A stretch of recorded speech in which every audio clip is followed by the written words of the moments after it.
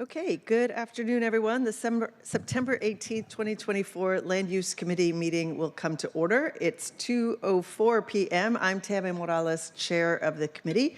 Will the clerk please call the roll? Councilmember Moore. Councilmember Rivera. Present. Councilmember Wu. Present. Vice Chair Strauss. Present. Chair Strauss. Present. Chair Morales. Present. Four present. Okay, thank you very much. Councilmember Moore is excused. Thank you.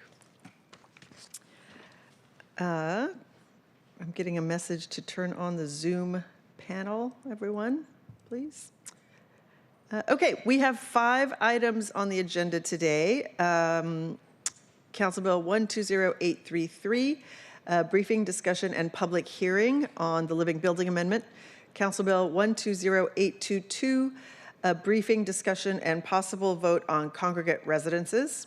Council Bill 120823, briefing, discussion, and possible vote on omnibus legislation. Council Bill 120824, a briefing, discussion, and possible vote on design review exemptions. And Council Bill 120832, a briefing, discussion, and possible vote on construction code updates. If there is no objection, today's agenda will be adopted. Hearing no objection, today's agenda is adopted. Okay, so we will start with the, are we starting with public comment or the hearing? Okay, we'll start with hybrid public comment period. Comments should relate to items on today's agenda and within purview of the committee.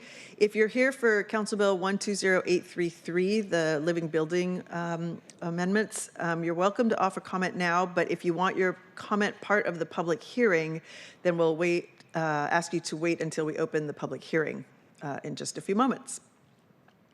Okay, Naomi, how many folks do we have signed up today? We have 14 in person and 7 online. Okay, let's go ahead and give everybody 1 minute, just because we have a very long agenda today. I will ask you to go ahead and read the rules. Speakers will be called on in the order which they registered. We will start with in-person speakers, then switch to remote speakers. Speakers will hear a chime of 10 seconds. Will hear a chime in 10 seconds or left of their time. With that, the first public speaker is Steve Zimke, followed by Megan Cruz.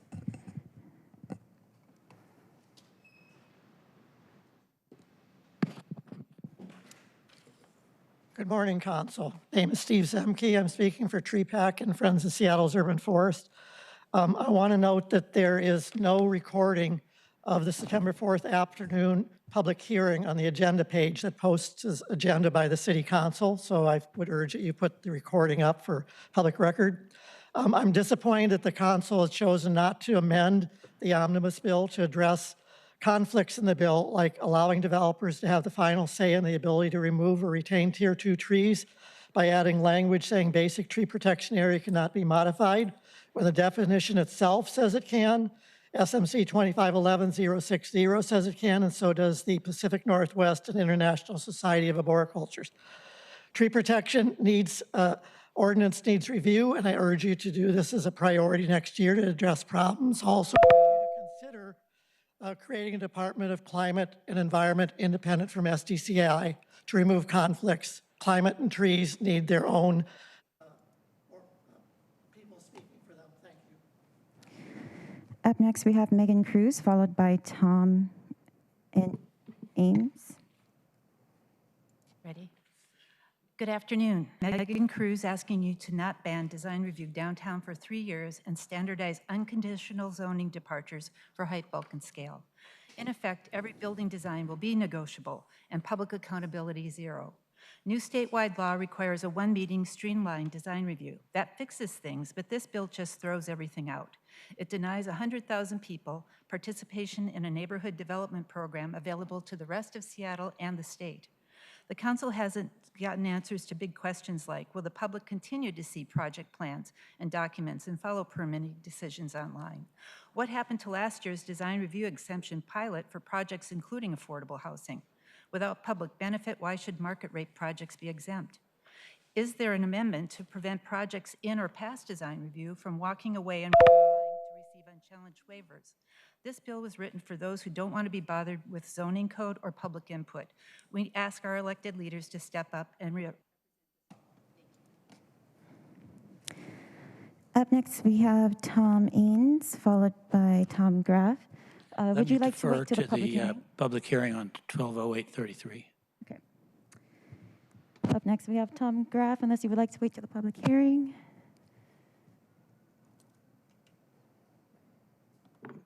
Good afternoon. I'm Tom Graff, and I'm speaking on behalf of support for Council Bill 120833, and I'd just like to speak now. I will say, as a resident of Belltown, I want more density. This developer who got turned down by the hearing examiner went and permitted a building according to our zoning code, according to what the Seattle Department of Construction and Inspections would allow for the 40-foot bonus. And we need to make this correction to allow this building to proceed.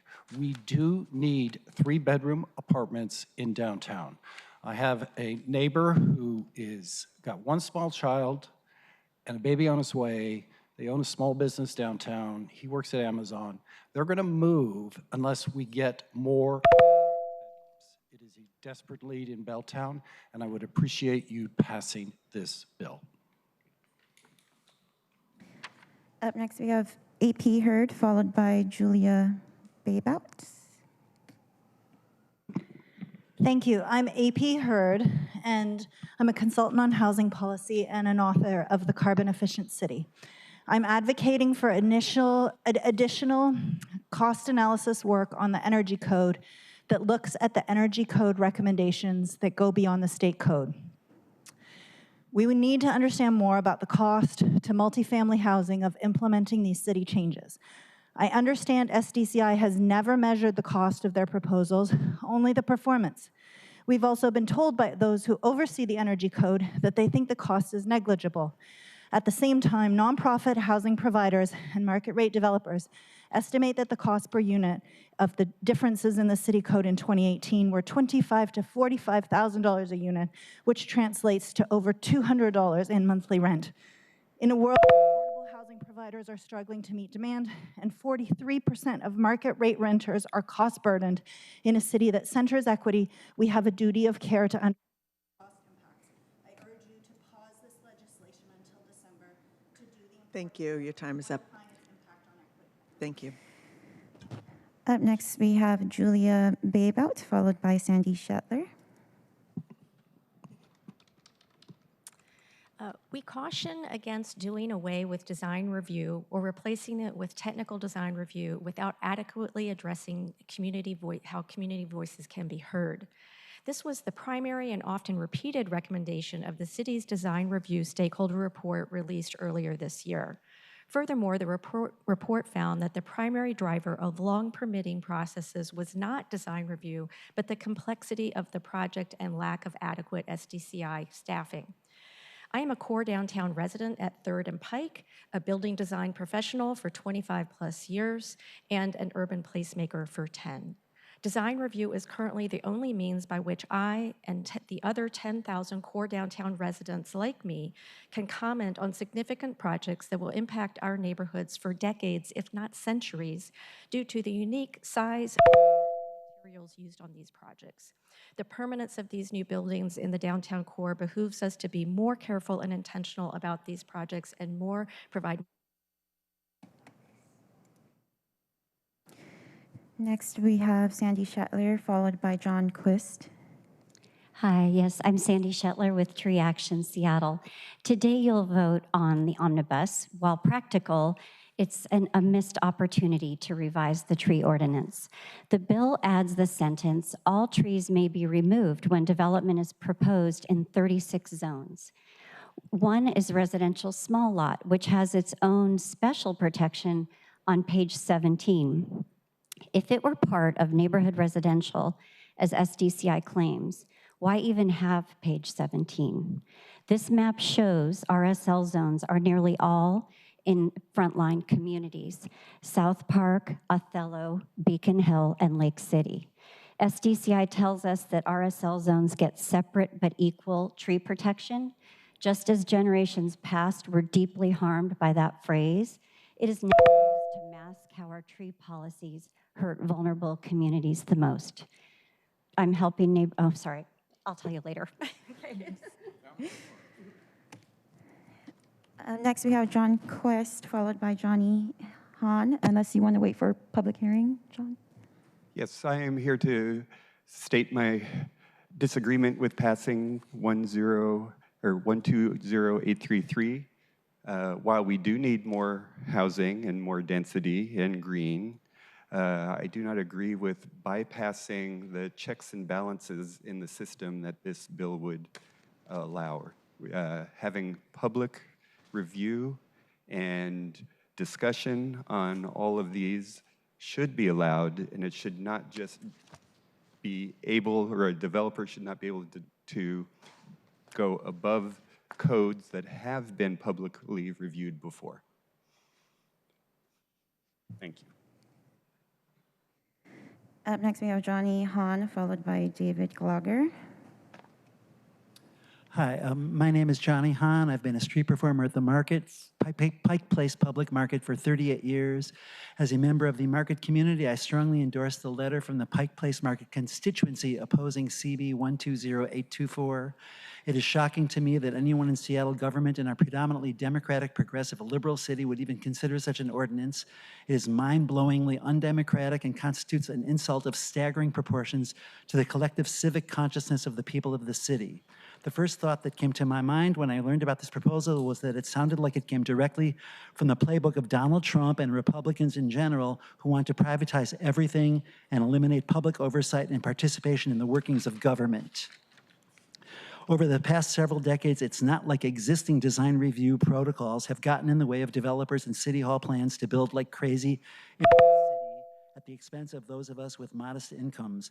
This proposal would send the already existing unrelenting building paradigm into hyperdrive. Vote no on CB. Next, we have David Gloger, followed by Alex Zimmerman. Good afternoon. My name is Dave Gloger, and I live in District 5. As you've heard, Seattle's tree protection ordinance allows for the removal of all trees on residential small lots. I would like to show you what that looks like in South Seattle. I have two pictures here. One, a majestic Douglas fir, and here a whole grove of trees on the edge of the property. Both of them are on an environmentally critical area, steep slope, and they're going to be cut down. All of them are slated to be cut down. In actuality, 38 trees will be cut down, as stated in this public tree notice. And so who's going to protect the houses that are below these ECAs now that the trees are gone? But I'd like to highlight a few of these trees in this STCI public tree notice.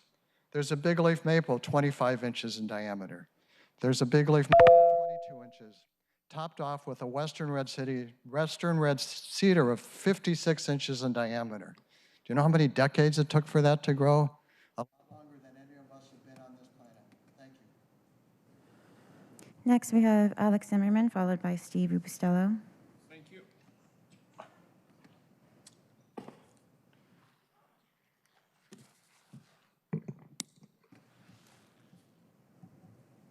Sie Heil, my dirty damn Nazi Gestapo fascist junta. Yeah, bandita and killer. My name Alex Zimmerman. Ma'am, I respect you, but we have right now agenda what is pure business agenda. And people who here pretend be a business people, yeah, like me, for example. So 1 minute is not enough. It's not surprise me, you know what it means, because when you don't listen to people, something will be changed? Nothing. People is a key to everything. But you right now ignore these people. And I see this almost in every meeting, this 1 minute. So it's by definition absurd. Why you give people 1 minute? This idiot accepts this 1 minute because they are born like a degenerative idiot. I cannot accept this. I'm civilized man. I'm supposed to be held by my constitutional right like everybody have. Ma'am, I respect you, but you need something doing for the people, by the people. You understand? Thank you very much. Next, we have Steve Rubistello, followed by Caden Cook. I really wish you'd spend some time on things that people are interested in and not just making very rich developers even richer. I don't think of anything this year that this committee has handled which is in the general population's interest. MHA fees, which we all hear you want to have more below market housing. Well, we have some of the lowest in the world, let alone in the country. And we can't get that even reviewed to take a look at whether that should be done. We have a tree preservation ordinance, which is actually a tree disposal ordinance. You take a look at development, and the city recommends usually removal of trees seems to be almost a standard part of the document. To think a little bit about the people who live in the city, and that's not to mention, because I don't have time, design review, which you have gutted and almost completely removed. Next, we have Caden Cook, followed by Lily Hayward. Hello, Council. I spoke about Council Bill 120824. I wanted to just reiterate, now that it's up for a vote, that it's an essential piece of legislation that can be used to combat our housing shortage and crisis. This bill represents an opportunity to build more housing efficiently by cutting costly red tape. I know how ridiculous some of these design review project delays can be. They cause delays or cancellations of projects. It's really up to Seattle to be a leader on these policies at a national level and make sure that housing is affordable for people of all incomes. While this bill doesn't go far enough, it is a step in the right direction. So please pass this bill. I also just wanted to state that I support the Living Buildings legislation. Thank you.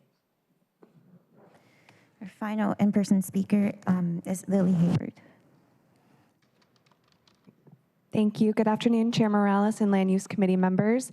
My name is Lily Hayward, speaking on behalf of the more than 2,500 members of the Seattle Metro Chamber of Commerce in support of Council Bills 120824 and 120833. The Chamber's semi-annual polling, the index, has shown that housing affordability is a top priority for Seattle voters, and they overwhelmingly support the building of a wider variety of housing in their own neighborhoods. Voters also recognize the importance of a thriving downtown, and just this past April, 89% said that it is critical to our region's recovery. The Seattle business community shares these priorities and advocates for more housing of all kinds across the city so that more people can afford to live and raise families close to where they work. CB 120833 will ensure that downtown projects can continue to use the 3-bedroom and living pilot program incentives and build more family-sized units in our downtown neighborhood. Additionally, 120824 will address the stringent, costly, and lengthy design review processes that discourage development and lead to greater costs for renters and homeowners down the line. Thank you, and please pass the bills and continue to work to grow our city in an equitable and affordable way. Switching to online speakers. First, we have Alex Rasmussen.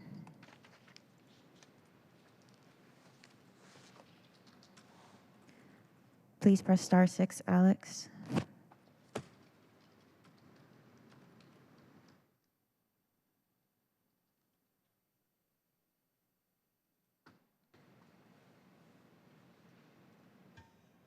Alex, can you press *6 to unmute? Okay, let's move on to the next one. Next, we have Nadine Toll. Please press *6 to unmute yourself, Nadine.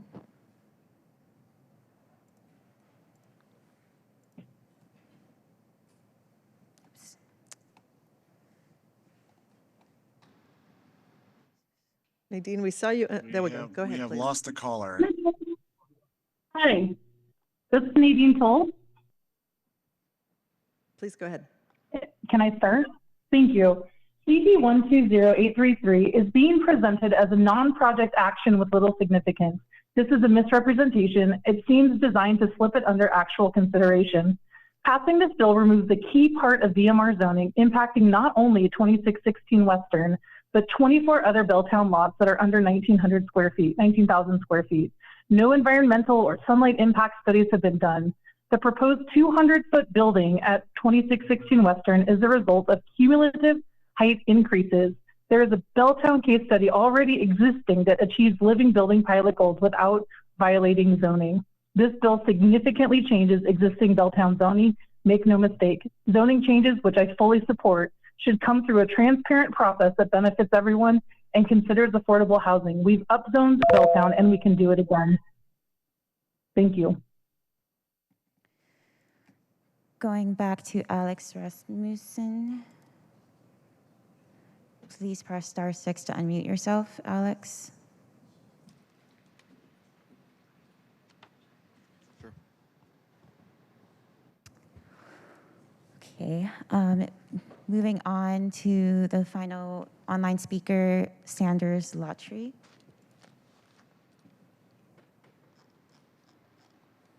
Please press *6 to unmute yourself, Sanders. Hi, my name is Sanders Latour, and I live in Southside Union. I urge this committee to vote to pass the Council Bill 120824. Full design review delays projects and adds extraordinary costs to them. Those costs get passed on to the people living and working in the furnished building. New construction under this bill would still have to conform to code and would still have to be approved by the SDCI director. This bill will streamline the road to construction and will let more housing be built in the city sooner rather than having unnecessary delays. As a current young renter in the city, my housing costs are impacted by the supply of housing in the city. Young renters help grow the city, and design review has hampered those efforts. Vote to pass the bill. Thank you. Going back to Alex Rasmussen one more time. Please press *6 to unmute yourself, Alex.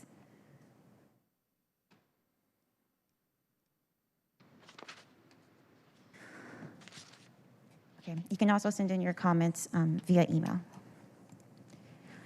That is all the speakers we have remotely or in person. Thank you, Clerk. Vice Chair Strauss here, stepping in for Chair Morales for just a moment. Seeing as we have no further public comment, speakers physically or remotely present for public comment, we'll now close the public comment period, and I'll pass the agenda back to the chair. Thank you. Thank you very much. Okay, so public comment is closed. Naomi, will you please read item 1 into the record? Agenda item 1, Council Bill 120833, Living Building Pilot for briefing, discussion, and public hearing. Okay, thank you very much. So as we mentioned at the last committee meeting, the Living Building Pilot Program is intended to promote the public interest by encouraging development of innovative living buildings that reduce environmental impacts, test new technologies, and serve as a model for development throughout the region and the country. This particular legislation clarifies that projects in the pilot program can use height bonuses to exceed 145 feet in height regardless of lot size in the downtown mixed residential zone. We were briefed at the last Land Use Committee meeting, and we do have David Van Skyke with SDCI and Asha Venkatraman with Council Central staff to provide a reminder if council members, committee members would like a reminder. But this is a public hearing, and as I mentioned last time, we will be voting on this bill in December, on December 4th. Would you like to have staff come up Chair, to answer questions? Maybe I could repeat back what I think it is, and if I get it wrong, then you all can correct me, which is that we have 2 types of bonuses that can be used in the Belltown zone, and because we did not include the correct whereas clauses within the original ordinance, SDCI has had trouble interpreting whether they are able to be added on top of each other or if they're just separate. I believe that it was the council's intent that they were additive, but now there is an appeal on a building, which is why we're not voting on it. That's right. Thumbs up from the team. All right, don't need a briefing. Thank you. Okay. Very well, then we will open the public hearing on Council Bill 120833. Naomi, I know we did have a few other folks speak to this already. Do we have anybody else? Yes. Yes, okay, please come on up. 7 in person and 5 online. Great, okay. So we'll start with the in-person speakers, starting with Tom Ines.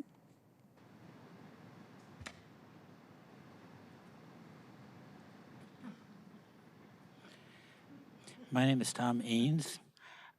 I am a retired architect, former member of the Seattle Planning Commission, and a longtime resident of Belltown. I'm a member of the Belltown Livability Coalition, although I do not live near the project that the BLC opposes at 2616 Western.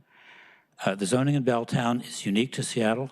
DCI staff do not often understand how that zoning is intended to work and has worked to preserve access to light, air, and open space in our neighborhood. Once again, DCI has failed to do its homework and hides behind the DNS for this building, which is only technically for this bill, which is only technically a non-project action. One project is affected. I have sent this analysis. Please don't let this happen. Please don't let this happen in our neighborhood again. Our next public speaker is Kirk Kozlowski, followed by Alex Zimmerman. Hello, council members. My name is Kurt Kozlowski, and I'm a partner at Saratoga Capital. We are two families that have owned and managed workforce housing in Seattle since 1980. We are developing the 181 multi-unit multifamily site at 2616 Western Avenue in Belltown. This is a long-term family hold for us, and we are committed to downtown Seattle. Our vision for this project is to create as much affordable and workforce housing as possible inside a deeply sustainable living building. The approved design includes either 13 on-site MHA units or a $2.5 million MHA fee, as well as the 10 three-bedroom family-sized units. SDCI's code amendment before you today clarifies that the three-bedroom and living building challenge can be used for a project like ours, ensuring these can be used to build this project and by other multifamily builders throughout downtown in the future. Thank you. Next, we have Alex Zimmerman, followed by Ian Morrison. Next, we have Alex Zimmerman, followed by Ian Morrison. Yeah, I can speak, no problem.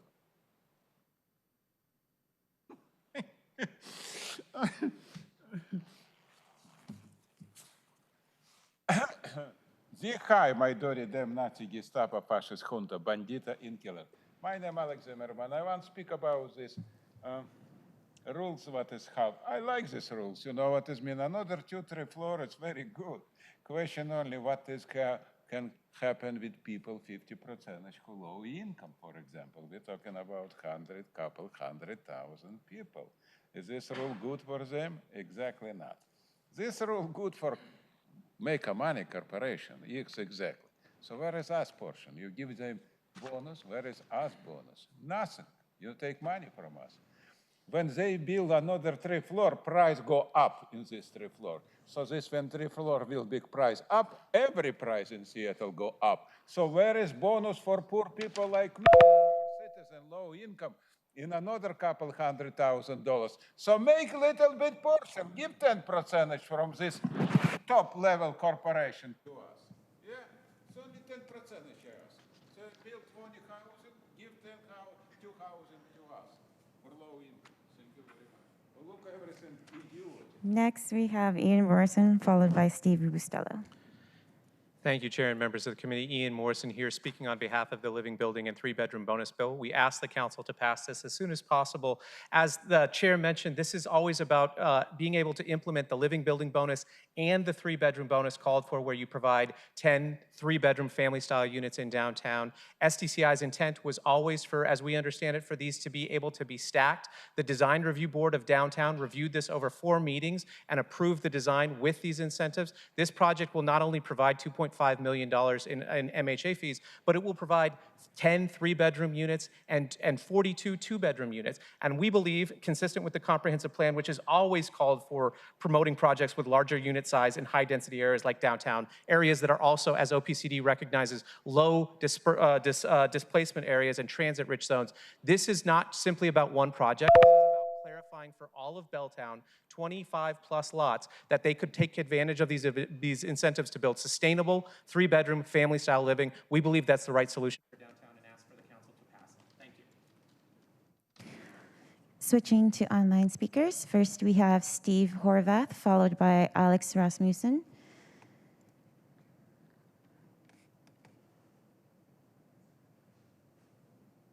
Yes, good afternoon. Steve Horvath here. I'm a resident of Belltown and downtown. I would like to note I've been on the line the whole time, and I would have appreciated my 1 minute to comment earlier, which I was not afforded, and would ask the chair to consider providing me that minute to comment on the prior bill. With regard to 120833, I would simply ask that the council, thank you for not taking a vote on this today. I would ask that you not take any actions that directly relate to decisions of the hearing examiner or any specific project. We elect you to create governance for the city. We do not elect you to become the judge, jury, and executioner related to specific building projects. And so I think it's very wise of you to delay making any decisions that would have an impact on those existing projects, which may or may not have been considered under this bill. And thank you very much for the time. Up next, we have Bill Stantuki, followed by Brittany Brost.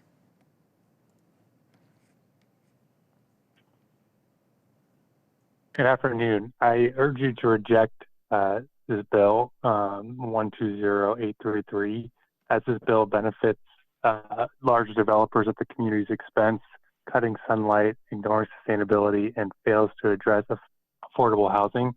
It negatively impacts solar access and environmental sustainability. It sets a precedent for future development, ignores community and environmental concerns. It's inconsistent with stated housing goals. If taller buildings are needed, zoning changes should come through a transparent process that benefits everyone, starting with affordable housing, not luxury units. So please stand with Belltown residents and uphold the DMR zoning that equitably balances density and livability. Thank you.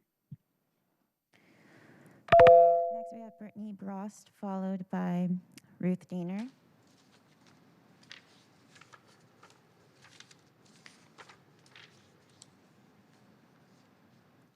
Please press star. Yep. Hello, Council. My name is Brittany. I am a renter in Belltown, and I urge you to approve CB 120833. I know there's a lot of discussion about housing. We need more housing. We need more housing for families with children.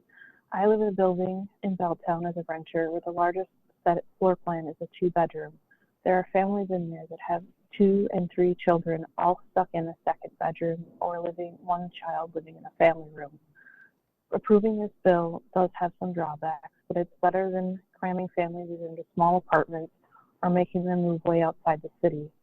When we do that, we wind up in the situation that our schools currently have. Please consider this bill for approval to the full council. Thank you for your time today. Next, we have Ruth Diener, and that's our final speaker online.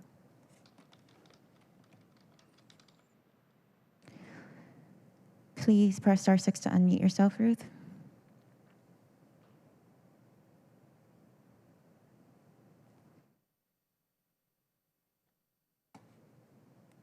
Ruth, can you push star 6, please?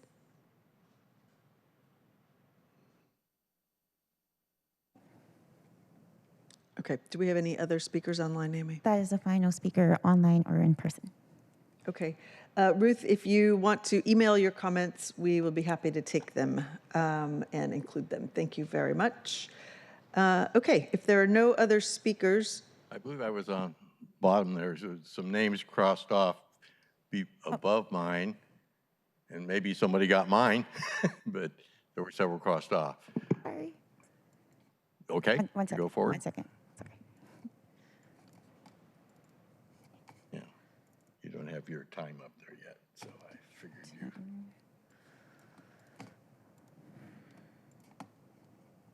Okay.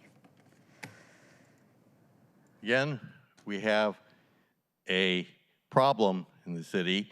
You feel that bonuses should be doubled up, even though when you win with a hearing exam, obviously the paperwork did not back that up, because winning with the hearing examiner is not a simple process.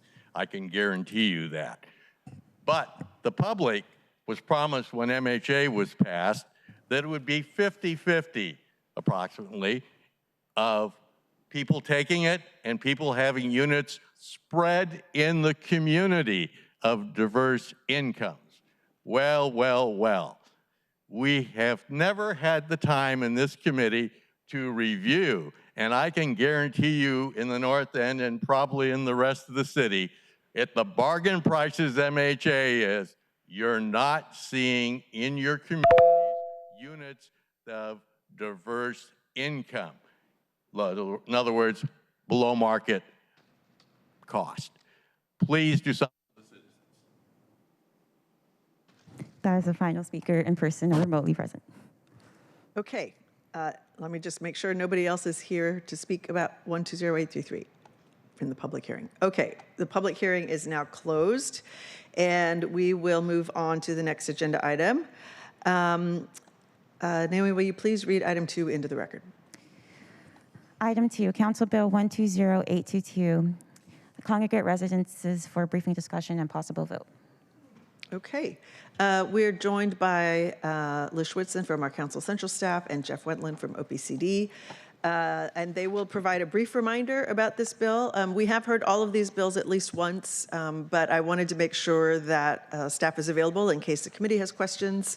I will hand it to you to give a brief reminder about these bills, and then if there are any final questions before we vote, we can take them then. Yeah, Liz Schwitzen, Council Central staff. As you probably remember, this bill aligns the city's regulations with requirements for co-living housing, or as it's called in Seattle's land use code, congregate housing residences. And Jeff, do you want to add anything else? I don't have a presentation. We briefed the committee on September 4th, and I'm happy to just be a resource here for you today if you have any questions. Okay, Councilmember Strauss.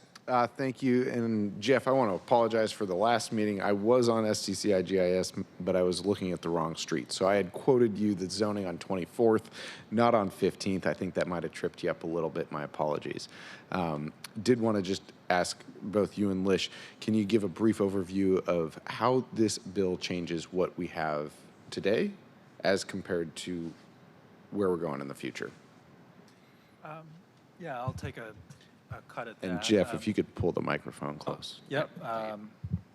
So this bill would essentially allow for the congregate residence housing type, which is where you have sleeping rooms that are independently rented and lockable with shared kitchen facilities in the building. So that type of a building would be allowed in more zones across the city. And that's required by the state legislation that was passed last year. So currently, the city of Seattle already allows that housing type in many zones, the neighborhood commercial 3 zones and zones that are equal or more than that in intensity. So this bill would just allow for that congregate residence housing type in all of the city's multifamily zones.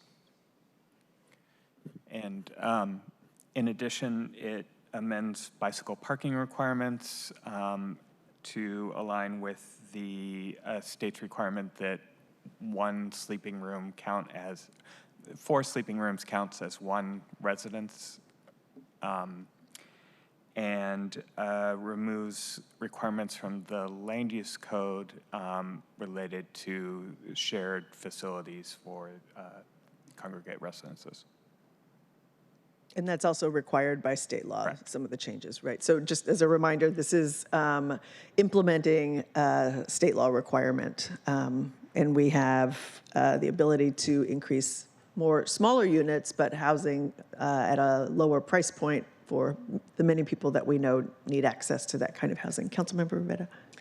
Thank you, Chair. I just to reiterate, we actually can't go less than the state, so we really do need to pass this bill in order to be in compliance with state law. Correct? That's right. Correct. Correct. Thank you. Okay. Well, not seeing any further discussion then. Naomi, will you please call the roll on Council Bill 120822? Councilmember Rivera? Aye. Councilmember Wu? Yes. Vice Chair Strauss? Yes. Chair Morales? Yes. 4 in favor. Thank you. The bill passes, and it will be sent to the September 24th City Council meeting for a final vote. Okay, will you read the next item into the record, please? Agenda item 3, Council Bill 120823, Omnibus for briefing discussion and possible vote. Great. Okay, so will the SDCI folks please come on up? So this is, periodically we update the land use code. It's an important part of the regulatory process to make sure that we are correcting any errors in drafting, any omissions that were left out inadvertently, and make sure that city policy is clear. So we've got, are you here alone? Yes, I am. Okay, please go ahead and introduce yourself. Yeah, I'm Travis Saunders, SDCI in the Land Use Policy and Technical Team. Okay. Do you have a presentation? Do you want to just go through quickly? And if there are questions from the council, we can. Presented last session. I don't have a presentation pulled up at the moment, but I can certainly give an overview or answer any questions that you may have. Okay. While my colleagues are contemplating if they have questions, I do want to, we do have a couple of amendments here, but before we discuss the amendments, I do want to address a concern that I know we've heard from a lot of folks regarding the tree code. So there are no changes regarding tree protection that are being proposed to the RSL zones. Existing tree regulations already apply to those codes in the neighborhood residential zone. So the intent is to provide clarity of use and implementation of those requirements. The proposed footnote that is in the bill is intended to clarify that tree protection requirements don't apply in zones that aren't specifically listed, which include neighborhood residential, low-rise, mid-rise, commercial, and Seattle mixed. And I do want to also acknowledge that when we were having this conversation last year, I know I and maybe a couple of other folks did say that after we passed the code, we would revisit to see if there are any other changes that were needed. And I will say that I do plan to do this. The code has been in effect for less than a year, so I do think we need to allow time for the tree code to be in effect so that we can determine what's working and what's not working. And I will also say that next year we will have the comprehensive plan discussion. That's another opportunity to make sure that we're increasing tree protections while we continue to assess the effectiveness of the tree code. I sit on the PSRC Growth Management Policy Board. We've received a lot of great recommendations on how we can maintain and increase our tree canopy while not impeding on developing the housing that we all know we so desperately need. For example, they recommend we implement measurable objective goals and allow for flexibility in development standards to protect trees. So we will have the opportunity to review best practices in other cities and to really talk about what that might look like. So I just want to reiterate that this particular legislation does not change how the code is administered. It just provides some clarity. And we'll have an opportunity next year to talk about that. Okay, that being said, I do have a couple of amendments to this, so I'm going to go ahead and move those amendments and ask Lish to address them. So I move Amendment 1 regarding single-family and cottage basement floor area exemption conditions. Second. Thank you. Okay, Lish, can I ask you to give a brief overview of this? Yeah. If it's okay, I'll pull up the amendatory language. Good question. Chair, yes. sorry, just a technical point. I thought we had to move the entire bill yes. first before we could move the amendment. I just You don't want to are- have issues on the back end. If You are we- correct. Yes. Okay, I am going to move Council Bill 120823. Is there a second? Second. Thank you very much. It's been moved and seconded, and just to cover all our bases, I will also now move Amendment 1. Is there a second? Second. Thank you very much. It's been moved and seconded. Now, Lish, can I ask you to please discuss this amendment? Sure. The bill includes a provision that extends incentives that we currently have in the land use code in our multifamily zones for projects that have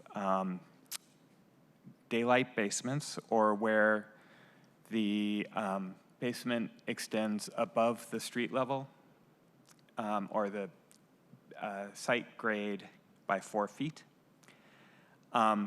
Those spaces in apartments, townhouses, and row houses are currently exempt from our floor area ratio limits. The bill, as proposed, would extend that provision to all residential structures. The question that this amendment asks is whether or not for single-family and cottage housing projects in our multifamily zones, should the development standards that apply to row houses and townhouses apply, or should the development standards for apartments apply? For row house and townhouse development, we require parking to be behind or beneath a building. For apartments, we do not have that requirement in order to access the floor area ratio waiver. The amendment would add single-family and cottage housing projects to the list along with row houses and townhouses where parking needs to be behind or beneath a building. Okay, thank you very much. So really the intent here is to have the same, similarly to townhouses and row houses as presented in the omnibus bill, to create better streetscape throughout the city, regardless of the particular housing type that is being developed. Colleagues, are there any questions about this amendment? Councilmember Strauss? Chair, I had a pretty in-depth briefing with Lish on this. I have no further questions at this time. Okay. I am just checking to see if Councilmember Wu's hand is raised. Any questions? Okay. I too spoke with Lish, Chair, so thank you. Okay. I don't have further questions. Okay, thank you very much, Lish. If there are no further comments, will the clerk please call the roll on adoption of Amendment 1? Councilmember Rivera? No. Councilmember Wu? Abstain. Vice Chair Strauss? Yes. Chair Morales? Yes. 2 in favor, 1 against, and 1 abstention. Okay, the motion carries, and the amendment will be adopted. Okay, I'm going to move on to Amendment 2. I move to adopt Amendment 2. Is there a second? Second. Thank you. It's been moved and seconded to adopt Amendment 2. Lish, will you please address this amendment? Yeah, this relates to size limits on grocery stores in the Neighborhood Commercial 1 and Neighborhood Commercial 2 zones. The proposed bill would allow grocery stores to have additional space for back-of-house uses, such as offices, storage, loading docks, et cetera. And this amendment would remove that additional space leniency that would be provided by the bill. Thank you. So this amendment, as Lish said, essentially counts back of the house towards the total size limit for groceries. The intent here is really to simplify the code. And I will say that there are projects that this may have applied to, but this is really meant to apply to all, to apply prospectively to projects moving forward. And that projects that are already vested would not be impacted by this. So that's the intent, and it really is just about trying to make sure that we are simplifying and not adding particular carve-outs and language to a particular development. Colleagues, are there any questions? Councilmember Strauss. Chair, I understand this to be the need to, that grocery stores are increasing the back-of-house space from when the code was originally written, just whether it's health concerns or additional restrooms, et cetera. The code, the interesting thing about the code is that up here we, at the dais, we decided that they need to do more, developers need to do more things, but then we don't necessarily change the floor area ratio or the allowances there. I'm inclined to take the bill as transmitted on this one. I appreciate what you're saying because I think that that's good stewardship of the Land Use Committee, but I'm inclined to allow back of house to be exempt. Thank you. Thank you, Chair. I actually agree with my colleague, Councilmember Strauss. I think that there are uses I have heard of to expand back of the house, even to allow for more space for employees, even to, locker rooms and things of that nature. So I think that is in the best interest to allow for use of that extra space. As we've been requiring more, to Councilmember Strauss's point. So I would not support this amendment and just allow the bill to stand as is. Thank you. Okay, I appreciate that. And I will say part of the intent here is as a former food systems planner, I think it's really important that we make sure that we have grocery stores in as many different parts of our community as possible and different sizes. So what I was really trying to avoid is having really large scale format stores in smaller commercial areas. So I did speak with Lish and with a few other folks who were worried about this. I will say that I am not at all trying to prevent additional floor area ratio, additional stories so that we can get as much housing as possible into as many neighborhoods as possible, particularly to support the idea of neighborhood centers and more housing close to services. So I certainly understand. I think I will withdraw this amendment because I know that there are I'm a little conflicted, I will say myself. So just to be perfectly candid. So I am withdrawing Amendment 2. And Chair, I'll just say I appreciate the conversation and I appreciate this has actually been quite good. Thank you. Any further comments on the omnibus legislation? Okay. Seeing none, will the clerk please call the roll on Council Bill 120823? Councilmember Rivera? Aye. Councilmember Wu? Abstain. Vice Chair Strauss? Yes. Chair Morales? Yes. 3 in favor, 1 abstention. Okay. The bill passes and will be sent to full council on September 24th for a final vote. Thank you very much. Let's move on to agenda item 4.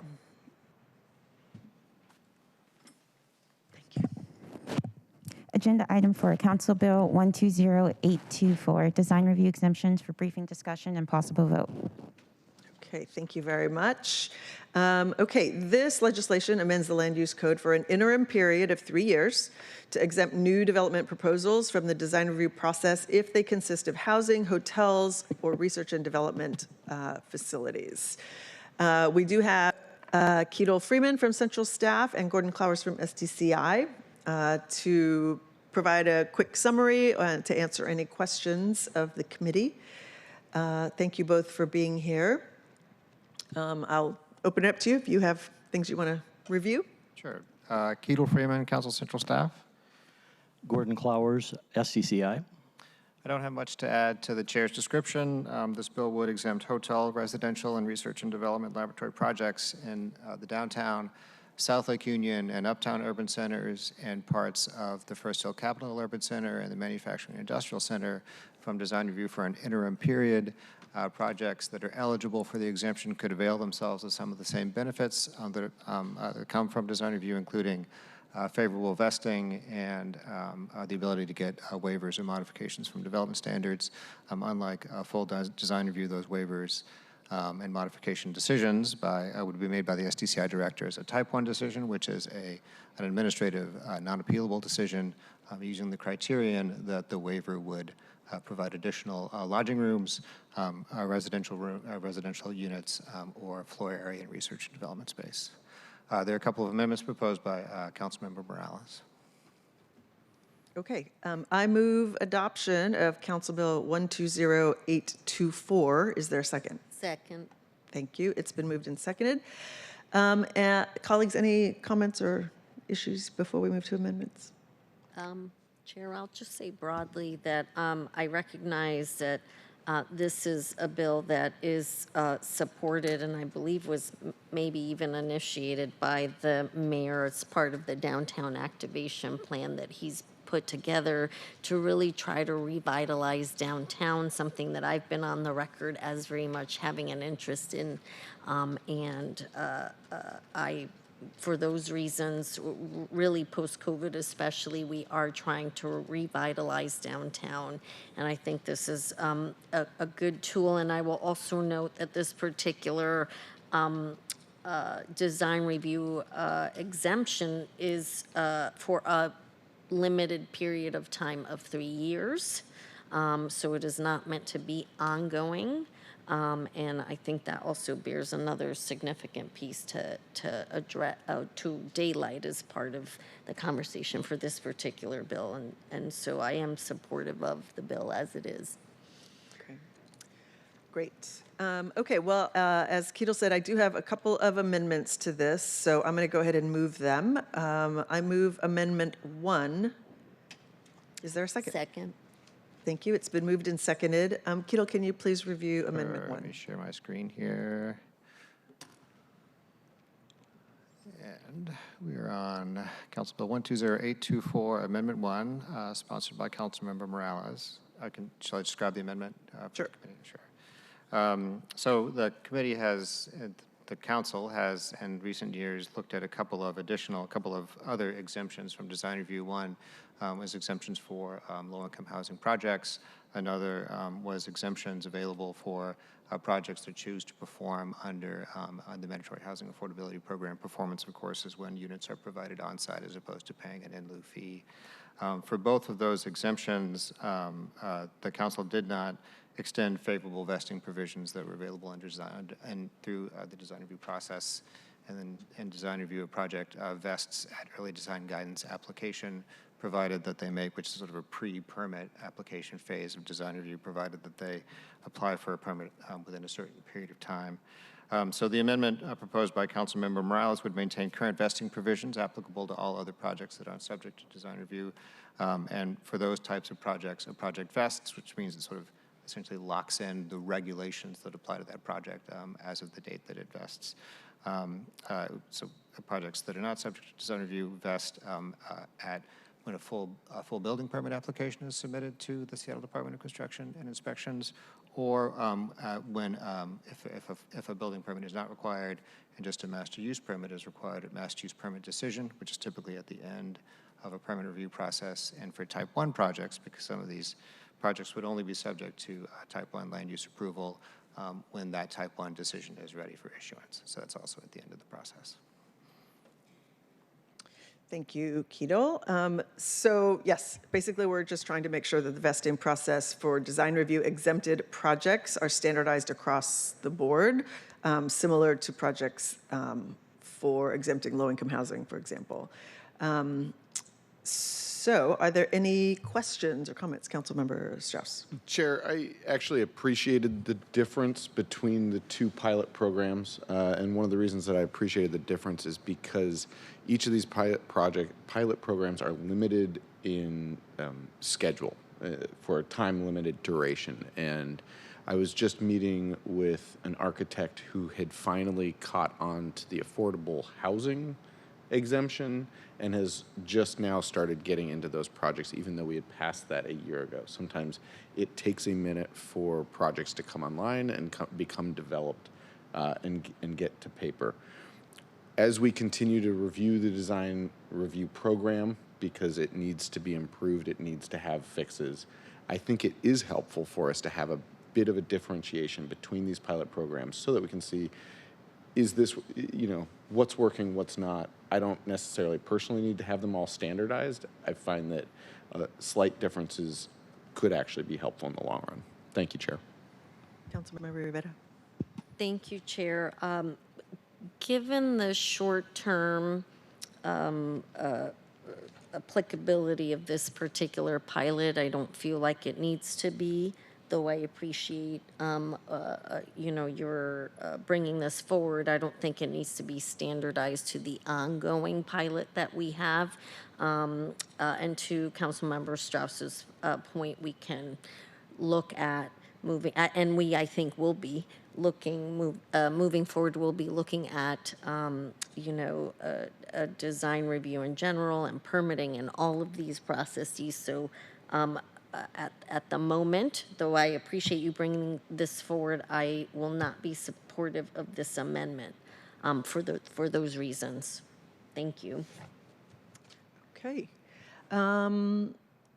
We will,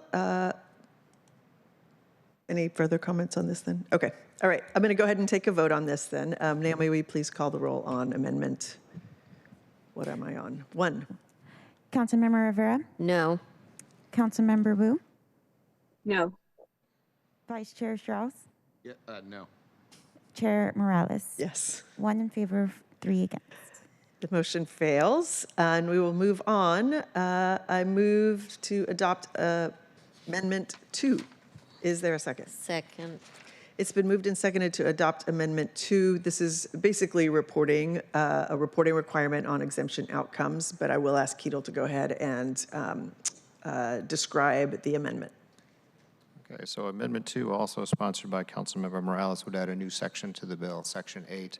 And that section would request that SDCI both provide a report to the council and publish on its webpage a report by May 31st, 2025. So at the beginning of next summer.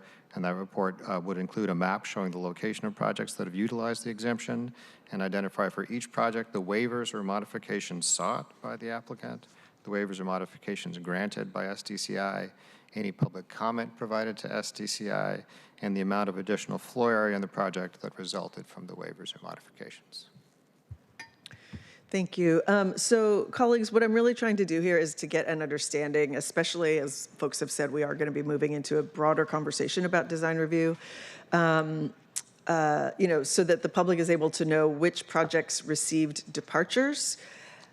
Since this legislation exempts projects from design review, this information wouldn't be available to the public anymore. So we're just trying to make sure that that still gets or becomes available so that folks can see what kind of projects are being exempt, what kind of departures are being requested.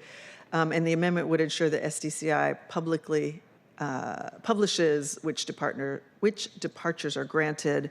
It's really about just trying to increase transparency about what changes are being made to our processes. So that's the intent. Are there questions? Councilmember Rivera. Thank you, Chair. I do have a question. I'm always in favor of reporting and getting data and information to help inform what we, the decisions that we make up here. So I appreciate you bringing this on reporting. I do have a question. Early summer of 2020, there's a 3-year program, pilot program. Summer of 2025 is less than a year from today because it's early summer. So I wonder if Chair would, and I actually procedurally don't know how this works, but if Chair would consider extending the timeline a bit, because that doesn't seem like a sufficient amount of time for reporting, but I support the amendment if we were to give more time. Yeah, Ketel, can you talk a little bit about the challenge that we have with the timeline? Sure. So that date was selected in part because of when the date by which the city will likely need to have legislation effective to pass and gross substitute House Bill 1293, and that is the new state law that requires that the city modify its design review program. So if the council wants information from this proposed exemption to inform what how changes to design review may look by the date that we're required to make those changes, we would have to have that information by about at least a month before we're required to make those changes, which would be about the end of June in 2025. Are those changes ongoing changes, Ketel? Those would be for ongoing next changes, year? yes. The challenge is if we don't leave enough time to actually get information that's helpful to help us make the decisions, I don't see how I mean, we're kind of in a weird spot if Sure, yeah, so it I don't- understand the need to get the information to help inform, but if it's not sufficient time, we won't have good information to help Right, inform. there may not be very much information by that date, but to the extent that there is any information and the council needs that information to make a decision about whether or not to extend the interim exemption for downtown or to fold downtown into some broader ESHB 1293 implementation legislation, it'll be just whatever the information is at the time. I would say, Chair, then I would like to request, if we move forward with this reporting mechanism, that I just caution us in terms of whatever the data says or doesn't say, because there isn't enough time to us be making ongoing decisions based, we can consider it, but I don't think we should give it a lot of weight if we don't have enough information. Yeah, Does that make sure, sense? Sure.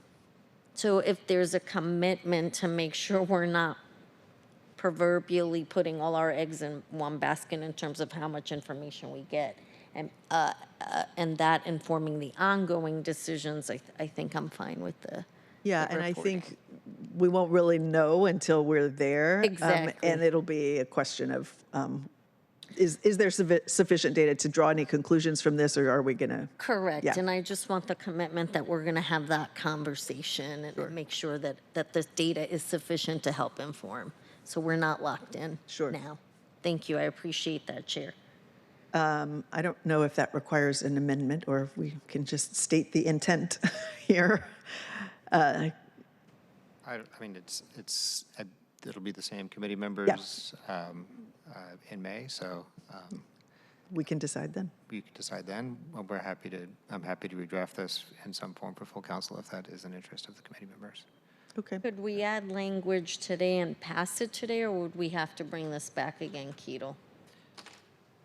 It can be made as an oral amendment as well. I'm sorry, I didn't hear we that.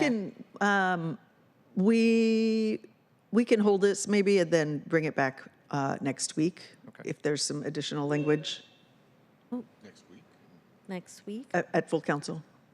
Oh, Yeah. okay. Pass it today and then take it to full Yeah. Yeah. Okay. All right, let's do that.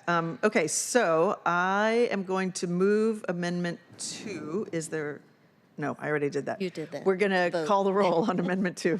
We're going to get through this, everyone. Councilmember Rivera? Yes. Councilmember Wu? Yes. Vice Chair Strauss? Yes. Chair Morales? Yes. 4 in favor. Thank you. The motion carries, and we can now vote on the bill. So, Naomi, will you please, any final comments or questions, colleagues? Okay. Will you please call the roll on the bill as adopted, as amended? Yes. Councilmember Rivera? Yes. Councilmember Wu? Yes. Vice Chair Strauss? Yes. Chair Morales? Yes. 4 in favor. Thank you. The legislation passes and will be sent to the September 24, 2024 full council for a final vote. Good grief. Okay. Before we move off of this bill, I do want to say that we know that there is a larger body of work to be done related to design review. SDCI is already starting that work. The state is requiring us to change our process. That means we will be changing to one public comment, one public meeting. We have to have clear, objective standards for design review. So it will be very different. And while at the same time it is pretty prescriptive, the state is prescriptive in terms of what we will be allowed to do and what we won't be allowed to do. It is still important that through that process, as SDCI decides what our final design review process will look like, we still engage communities of color. And I think that was some of the challenge that we had in the SDCI review report that came out. There was some confusion about whether the intent of the review of the process was really about how design review contributes to escalating costs for projects, and how it impacts communities of color, because that is one of the very few opportunities that the public has to talk about the potential displacement impacts of projects on their community. And so I will say, as somebody who has regularly experienced frustration in knowing that there isn't really a place for Black and brown communities to ask the question, how is this project going to impact us? And we hear from people over and over again the fear of density, the fear of development in their communities because they have witnessed displacement as a result of these projects, and there aren't that many places for people to weigh in on what will happen to their neighborhood. And these are important decisions. We are making decisions. We are allowing or disallowing projects that will shape the way a neighborhood looks for generations. So all that is work that we will be talking about, that SDCI will be working on to make sure that we abide by the new state requirements about what our design review process looks like. And we have to know, and we have to embrace the notion that communities of color still need a place to weigh in on how their neighborhoods will be impacted. It can't be used as an excuse to say you can't have, we don't want more housing in our neighborhood, because we know that that's not really an option given the housing crisis that we have. But I do think it is important for us to remember that there has to be a public place for people to weigh in on how their neighborhood, how their community, how their day-to-day existence is going to be impacted by the potential projects coming in. So end of my soapbox. I just want to make sure that folks know there are many things that the SDCI will be balancing as we move forward with what this new process looks like. So thank you very much for being here. Okay, with that, let's move on to agenda item 5. Agenda item 5, Council Bill 120832 for briefing, discussion, and possible votes. Thank you. Okay, colleagues, it had been my intent to have several briefings because this is a very dense piece of legislation. We did hear this once already, so I'm hoping that if there are additional questions, we do have a little bit of time the rest of this meeting to get questions answered. And so I'm going to ask our panel here to introduce yourselves and provide a brief overview of, well, to the extent that you can, of the different code changes that are being proposed here. Great, thank you. Micah Chappelle, Technical Code Development Manager, Department of Construction and Inspections. I'll give a brief overview once everybody's introduced themselves. Thank you. Good afternoon. My name is Ardell Jala. I'm the building official for Seattle Department of Construction and Inspections, and I'm the lead technical policy advisor for construction codes. Thank you. Good afternoon. I'm Amanda Hertzfeld, Seattle Department of Construction and Inspections, and I am the Unreinforced Masonry URM Program Manager. Good afternoon. My name is Kai-Ki Ma. I'm the principal engineer representing as Seattle Department of Construction and Inspections. I'm responsible in developing this URM program supporting Amanda. And I'm Yolanda Ho, Council Central Staff. Thank you very much. Go ahead, Micah. Fabulous.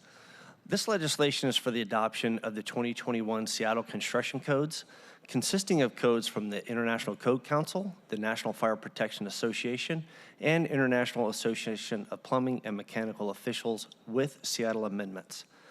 These codes, without Seattle amendments, are also amended and adopted by the state of Washington, with state law allowing local jurisdictions to amend certain codes as we do, and then requiring local jurisdictions to enforce these codes. There are many proposed changes for the Seattle 2021 codes. We have highlighted those significant changes in a previous committee meeting and provided documentation on those significant changes. Included among our proposed amendments are the code updates that define the minimum voluntary seismic improvements to be recognized as a retrofitted unreinforced masonry building. Additionally, SDCI has identified items to Chair Morales that staff has identified as errors after creating the attachments that, based on the recommendation from our code revisor and the law department, we're asking the committee to include those in their approval of this legislation. We're available for questions. Okay. Councilmember Strauss. Chair, I will say that I've started digging into this. I haven't gotten to the point where I usually prefer to be. I know that it's a different metric because I was the land use chair and I would ask you all many questions over a series of meetings. I'm fine to vote on it today. I would appreciate some more time, but I'll follow your lead, Chair. Councilmember Rivera. Thank you, Chair. If we voted today, I would have to abstain because I do have a number of questions. I know a lot about URMs, but and I feel comfortable with that portion. But there's some other thing. This is a meaty piece of legislation, and I have some questions, and would like to dig deeper on some of these changes, and so that I always feel if I cannot explain these changes to a constituent, then I'm not doing my homework, and I shouldn't be moving forward voting on a bill that I can't explain to constituents. So I'd like to take some more time with this before I would vote on it. Councilmember Strauss. I'll just say, having tried to explain the energy code to an everyday person, that's a tall cup of coffee. I appreciate that, but I think there are ways to simplify. I think you're being facetious, but just like I can explain URMs, there are other parts of the code that I don't feel like I have the full information. And because of that, I would like more time with this before voting on it. And I appreciate that you had the presentation at that last meeting, and we've had a number of things between then and now to consider. And so could use the extra time. Sure. Councilmember Rivera, I wonder if there are any questions you have that could be answered now while we've got folks here and a little bit of time. Yeah, I understand. I'm going over the presentation that was part of the packet, and there's a lack of information here. And I did reach out to SDCI earlier today, and I will be having a conversation with Director Torgelson about this. But I don't have anything for this particular panel at the moment. And Chair, it could be if we wanted to move it out of the committee and then we could have our briefings to the side before we vote on it full council. I'm comfortable with that. Okay. Okay, let's, well, maybe I should see if that's possible. Councilmember Wu, do you have any questions for our SDCI staff? Not right now, but I also would prefer more time and a briefing regarding this. Okay. I will just remind colleagues that I've been asking at every briefing and meeting to get briefed. This is a particularly meaty piece of legislation, and I think we presented it first in July. So it sounds like we will not be able to move it out of committee today. Is that right, Councilmember Wu? No, if we both vote yes. There's 4. Okay. Okay, very well. Let's give it a try. I'm going to move. Excuse me. Oh, Chair. Did you want to consider, the amendment? I don't know. Yeah, let me move the bill, Yolanda, and then we'll sorry. talk about I just that. want to make sure you I'm going to move Council Bill 120832. Is there a second? Second. Thank you. It's been moved and seconded. So we do have some additional changes. Yolanda, will you please, I'm going to move Amendment 1, which is some technical corrections. Is there a second? Second. Okay, that's been moved and seconded.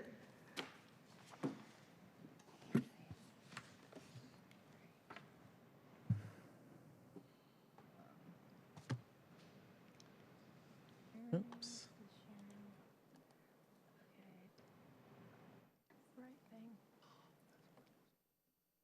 There we go. Okay, sorry.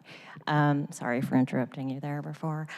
So this is Amendment 1 to Council Bill 120832, and as Micah mentioned, these were identified by SDCI staff, and I did circulate this a little earlier today. It was I was informed yesterday. So these were identified by our code revisor as being needed to be amended by the council. And so this amendment would make amendments in 3 of the attachments to the council bill. The first is Attachment B, the 2021 Seattle Building Code. And this would align sections 403.3.2 and 403.3.3 with the 2021 Seattle Fire Code, which is going to be separately deliberated by the Public Safety Committee soon. and would also edit language in section 3009.3 to accurately reflect SDCI's process for processing elevator inspection reports. Second attachment that will be amended is attachment C, the 2023 Seattle Electrical Code. It would include section 700.32 regarding emergency systems that was inadvertently omitted, and also amend section 701 regarding an exception for overcurrent protective devices. And finally, attachment I would be amended, which is the 2021 Seattle Residential Code, to require that all townhouse units include fire sprinkler systems, which would be consistent with the 2018 Seattle Residential Code. Okay. These are clearly dense documents, and I know I can imagine that things get overlooked, but it would be helpful just to understand the process here and how you identified that there were additional changes that were needed. Absolutely. The first one on the list here is just a coordination issue. Section 403 in these two items here are similar to Chapter 9 of the Fire Code. They should be identical. We overlooked that coordination in that section, considering there are two different chapters and two different books. That would be the first one. And gotta go back to my list, apologize. The second one is just a process. We no longer mail the reports. We upload those to our Seattle Services portal. Just a clarification and process. I had hoped that one didn't have to come before the council, but it was an oversight. And then the third item is section 700.32 of the electrical code. It is almost identical to section 701.32 of the electrical code. We, of course, in reviewing these documents, thought we had a duplicate and inadvertently omitted that section, but we did not have a duplicate. It was required to be there in that specific section. Okay. And then the other item in 701.32 is just the coordination of language between 700.32 and 701.32. So again, just a minor oversight there. And then the R313 for the sprinkler system, our intent is to maintain the 2018 Seattle code for this item, which does require sprinklers in all townhouses. The state allows an exception that we have not adopted and have never adopted. And when we combined the 2021 model codes with the Washington state amendments that we pull in and the Seattle amendments, again, this was something that got brought in and was an oversight in our review. So it's just correcting that error and maintaining the 2018 language as it currently reads. That's helpful. Thank you for walking through that. Colleagues, any questions about this technical amendment? No questions, but I do mail checks and to pay my bills. Old school. Okay, thank you very much. I'm going to go ahead and ask Naomi to please call the roll on the adoption of Amendment 1. Councilmember Rivera? Sorry. Aye. I have a quick question. Yes, Councilmember Wu. I'm sorry, the voice came out of nowhere, but there you are. Please go ahead. So for the amendment, this requires all townhouse units to include fire sprinkler systems. So would we be requiring all townhouses to upgrade their fire sprinkler systems? And if so, how many townhouses do we think that would affect? Great question. We're not requiring townhouses to upgrade their systems. This code language is for new construction only. So when new townhomes are constructed, they're required to install their sprinkler systems. And again, this is a current amendment to our Seattle code that is currently enforced, and we're just moving it forward into the 2021 codes. Again, we're not requiring a retroactive sprinkler requirement. This is for new construction only. Great, and none of these are retroactive. Sorry, could you restate that, Councilmember? So the amendment attachment, there are 3 points that these are technical corrections. So none of these are retroactive. All 3 points would be just folding into city code what the state has passed. I'm not certain on what's being asked. I apologize. Sorry, it's a little bit hard to hear you, Councilmember Wu. Can you ask your question one more time? I'm sorry. Oh yeah, so just want a clarification. So these 3 points under Amendment 1, version 1, all 3 are just adopting state language into the city code. None of these are retroactive. We're not adopting state language into the code. These are just errors that we missed in our amendments, and they are going to be folded into the code, and they apply to new construction. The electrical code items may apply to existing construction if they get to that point, but all these amendments apply to new construction. You have anything to add? Got it. Thank you. I may add, we have 10 codes that are 1,000 pages of ordinance, so we appreciate some grace on our inability to catch everything in that coordination. We do try and catch it all. These were identified as potential technical changes that were recommended to take it to council versus just putting forward as errors and omissions in the ordinance cleanup. So that is why you're seeing them today. Yeah, thank you. Okay, let's go ahead then. Naomi, will you please call the roll on adoption of Amendment 1? Councilmember Rivera? Aye. Councilmember Wu? Yes. Vice Chair Strauss? Yes. Chair Morales? Yes. 4 in favor. Thank you. The amendment carries. Okay, is there any further discussion on this bill before, as amended, before I request a roll call? Councilmember Rivera. Chair, I just want to address what you said earlier about the fact that this came in July and you'd like us to move forward with this. And we need to be thoughtful when we pass legislation. I have to say, I wasn't clear in rereading this in preparation for this meeting. There was a lack of clarity and there was a confusion for me because we're talking about 2018 codes that were adopted in 2021, then the state passed some codes that then we also have to codify. So I will say, I don't want us to get into a space where then if some of us need extra time with something, we're feeling like somehow, we're not doing our due diligence. It's because I'm doing my due diligence that I want some extra time with this piece of legislation. To address what you said earlier, I want it on the record, and because I have constituents that I answer to, that I've done my due diligence on this, and I will continue to always do my due diligence. And if I feel like departments, when they bring these things, are not as clear as they can be, then I reserve the right to take some extra time with a piece of legislation because I always do everything thoughtfully.